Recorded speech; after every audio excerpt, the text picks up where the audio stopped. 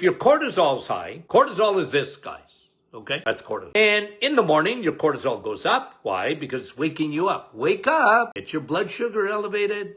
That's why I tell diabetic, I don't want to know your blood sugar in the morning. Why are you telling me your blood sugar in the morning? Of course it's going to be elevated. Your cortisol's elevating. That's its job. It's waking you up. Blood pressure comes up. You're coming out of a sleep. Normal. Problem is, if that cortisol does not get turned off and it's on all day, your body wasn't meant to be in all day. It wasn't meant for that. You're not meant for that. But we live in a world today, and I mentioned this again. So, new study on sleep, nightly shut-eye is linked to lower insulin resistance. You think insulin's only food, but even independent of eating, you can affect your insulin by your stress hormone. If your cortisol is high, you don't sleep. If you don't sleep, your cortisol is high. Like I said, I wrote a book about it.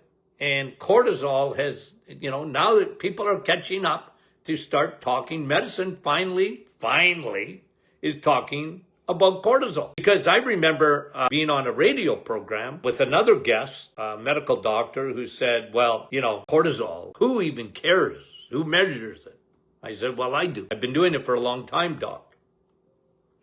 It's really important because it'll drain the living life out of you. And independent of even eating, it will elevate your insulin resistance.